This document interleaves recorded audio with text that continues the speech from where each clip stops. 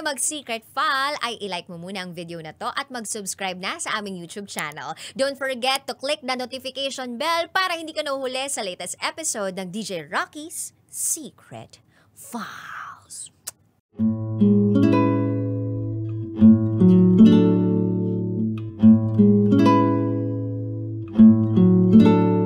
And now, it's time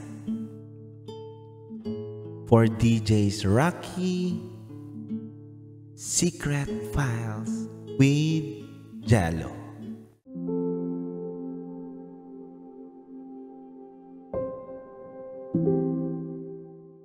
Nagiwalay kami ng GF ko dahil tumaba siya. Hi DJ Rocky and DJ Jello. Lagi ako nakikinig sa programa ninyo. Gustong-gusto ko yung linyahan ninyo na we'll listen and we don't judge. That is why I'm here. Nagsusulat, nagbabahagi ng karanasan ko. Itago niyo po ako sa pangalang Vic. At ito po ang aking secret file.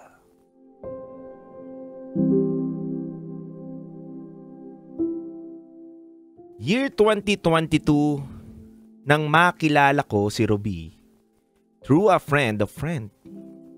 Unang kita ko pa lang sa kanya, na-attract na agad ako. She's pretty, chinita, maputi, and may pagka-chubby. Hindi mataba pero malaman lang. I immediately took the chance to converse with her. She was 27 years old and I was 29 years old that time. Nalaman ko na lang na nagtatrabaho siya sa isang restaurant as a manager. Nagkwentuhan kami about life and I also told her things about me. Katulad na nagtatrabaho sa isang private construction firm. So, to make long story short, naging kami DJ Titan Jello at DJ Rocky.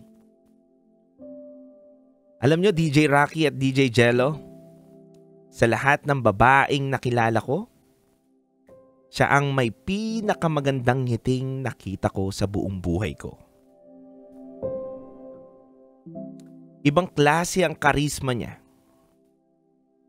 Thoughtful siya, mapagbigay, may sense of humor, matalino, at lahat na yata ng qualities na hinahanap ko sa isang life partner ay nasa kanya.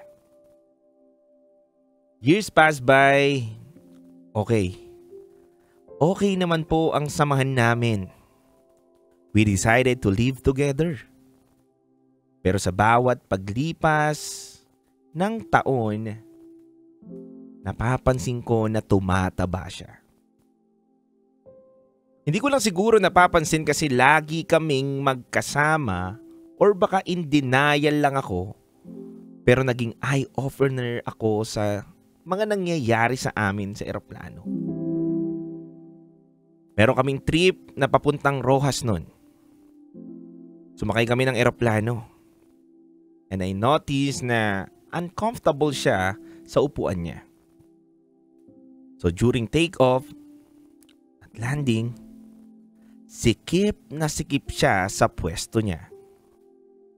And kapag itataas niya yung kamay niya, ay talaga namang maiipit ang katabi niya. Kaya ang ginawa na lang namin, DJ Titan at DJ Rocky, inangat po namin yung armrest. Tinaas namin ito para medyo makamove siya sa side ko. Maigsi lang ang biyahe pero doon ko na-realize na tumaba na talaga itong si Ruby. Na para bang 2 seats na sa eroplano ang dapat bilhin para sa kanya. Then, nagkaroon kami ng year-end party last year and awarding ceremony. Isa ako sa awardees. Pagkatawag sa pangalan ko, one of my bosses thought na nanay ko siya. Alam ko na kahit di niya sabihin, na-offend siya. But she still smiled at me and to my boss. Hindi ko na to inopen tungkol doon sa simula na narinig namin parehas yung sinabi ng boss ko. At tuwing nagrereklamo siya tungkol sa katabaan niya, hindi na rin akong kumikibo dahil ayokong masaktan siya. Ayokong isipin niya na talagang mataba na siya. Sa totoo nga lang, kapag naririnig ko yung mga linya niya na nagrereklamo, ang sinasabi ko palagi sa kanya, maganda ka pa rin. Sexy ka pa rin. Pero deep inside DJ Rocky and DJ Jello, mataba na siya. At nagmukha ng haggard. A month later, mga kabisyo, nagka-health problem siya. Dahil dito, nawala na yung positivity niya. Positivity na ngumingiti siya palagi sa lahat ng problema.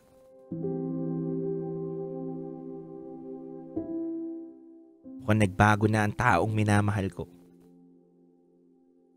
Sa pagdaan ng mga araw, wala akong ibang naririnig sa kanya kundi puro negativity na lang ang nagmumula sa timbang niya. Naapektuhan na rin ang relasyon namin, DJ Titan Jello at DJ Rocky, na para bang lahat na ng bagay na nagugustuhan ko sa kanya dati ay naaapektuhan na rin. Yung confidence, positivity, motivation niya, at hindi lang yun, pati yung timbang, kundi lahat ng epekto nito ay hindi na rin maganda para sa kanya. Then one day, may shinare siya na news sa akin.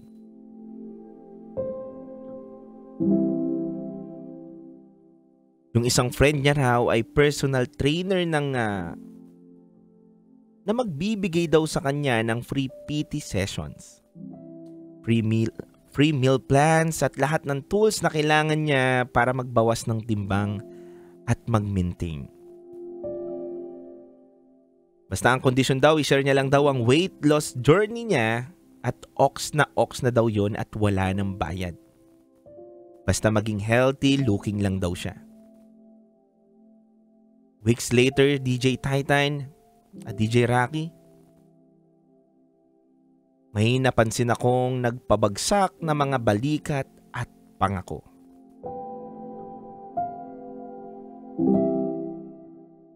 Lahat ng mga resources na ibinigay ko sa kanya ng kaibigan niya ay para bang taken for granted lang. Napapansin kong mas malakas siyang kumain at di siya nag-e-effort para pumunta sa gym at i-meet ang kaibigan niya. Sinubukan kong kausapin siya. Pero ang dating sa kanya ay inaatake ko siya.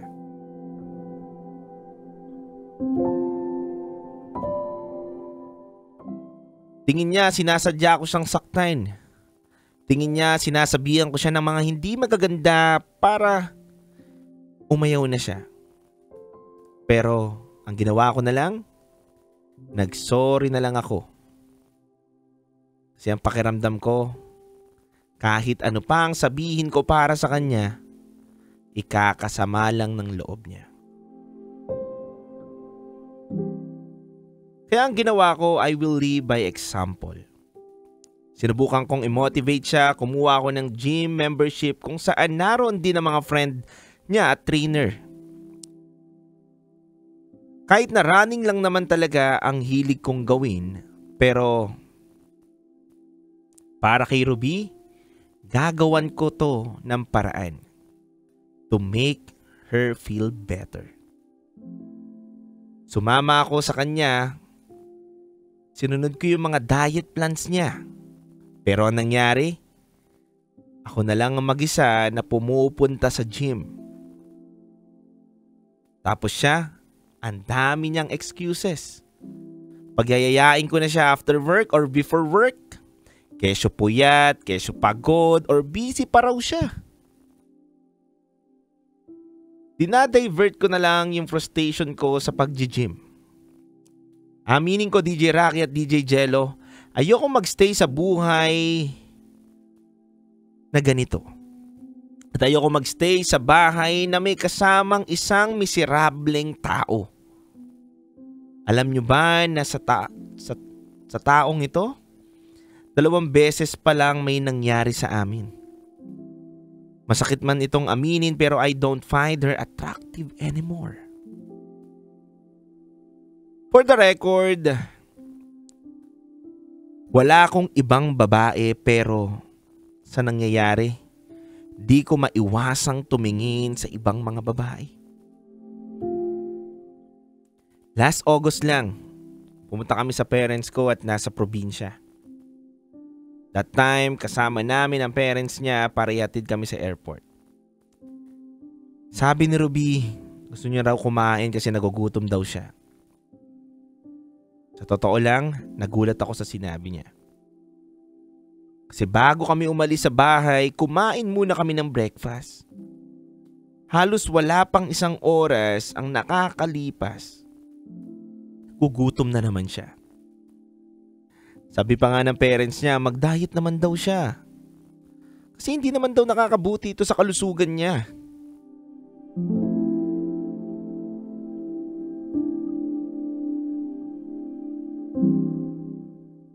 At yung mga kinakain niya pa daw ay hindi talaga magiging healthy para sa katawan niya. May nadaanan kaming drive-thru at she was telling her dad na idaan doon before airport. Sabi ko, wag na. Kasi di naman healthy yun. Pero ito na, nagwala siya. Kung may lalala pa sa overreaction, ganon yung nangyari. Dami niyang sinabi, kesyo hirap na nga daw siya. At naghahalit siya sa akin ng harap-harapan ng parents niya. Doon ko na-realize na wala na akong pakialam. Sabi nga nila, hindi hate ang kabaligtaran ng love, kundi indifference. At yun na yung nararamdaman ko. Wala akong gana sa trip namin yun. Pag-uwi namin, nagkasagutan kami at sinampal niya ako sa ulo. Hindi naman masakit pero medyo malakas kaya natanggal ang salamin ko. Naisip ko baka hanggang dito na lang talaga kami. Baka dapat na kaming maghiwalay. Kaya sinabi ko na hindi na ako masaya.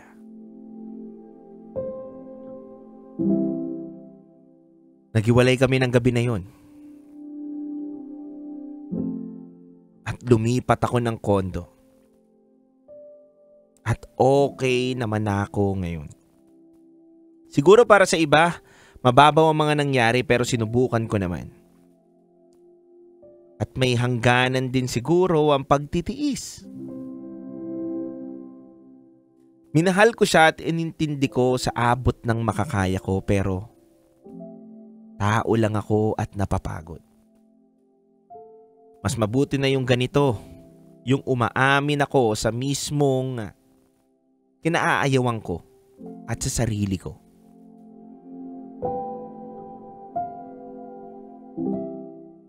Hindi na siya ang makakapagbigay ng kailangan ko at hindi na rin siya makakapagbigay ng mga pangangailangan niya. Hanggang dito na lang po DJ Rocky at DJ Jello. Muli, ako si Vic.